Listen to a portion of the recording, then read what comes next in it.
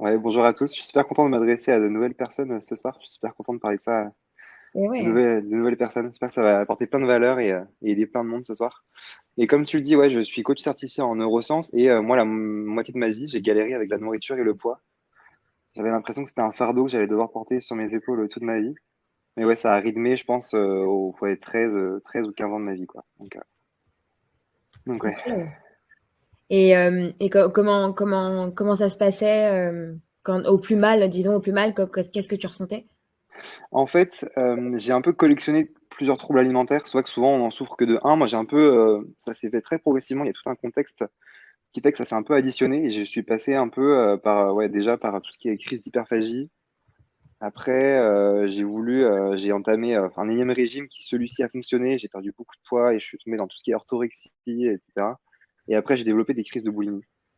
Donc voilà. Donc ça, c'était le pire. Mais ouais, disons que déjà, j'ai tout petit, j'ai développé ce truc de voilà, j'avais pas une relation normale à la nourriture dans le sens où je dis tout petit, mais c'est même jusqu'à l'adolescence, après le lycée et les études supérieures euh, où j'étais pas serein face à des placards. Je vidais tous les placards à dessert tout le temps, je mangeais toujours en cachette.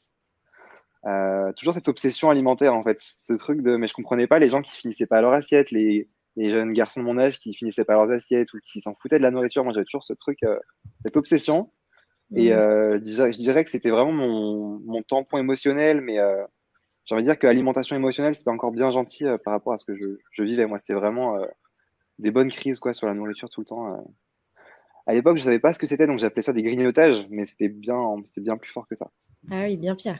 Ouais, ouais. Et, euh, et quel a été le moment en fait fatidique, parce que je sais que tu le racontes souvent, où tu t'es dit là vraiment c'est plus possible.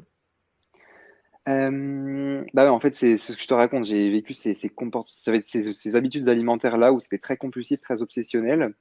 Et bah, j'arrive en fait à mes 18 ou 19 ans. J'étais en stage en banque, donc je mettais un costume tous les matins. Et c'est une anecdote que je raconte souvent. Mais ça a été vraiment le vrai déclic, c'est que je rentre plus dans mes vêtements en fait. Je rentre plus dans mes vêtements. Je me sentais bien victime vraiment un peu prisonnier de la nourriture. Mais là, je rentre plus dans mon costume en fait. Euh, et donc, ça m'a fait un peu un choc de plus rentrer dans mes vêtements. Je vois même mon pantalon, qu'en fait, il y a juste mon bouton de pantalon qui a sauté quoi. Je casse mes vêtements. Et là, ça a été un gros déclic. Je pense, je sais pas si c'est par rapport à mon ego, je sais pas, mais ça m'a vraiment secoué et ouais, ça m'a foutu un gros déclic. C'est là où j'ai décidé de vraiment me prendre en main. En amont, j'avais déjà essayé 1000 régimes, mais là, je me suis dit, bon, là, il faut vraiment que je fasse quelque chose. Ça a été la petite goutte d'eau qui a fait déborder le vase, quoi.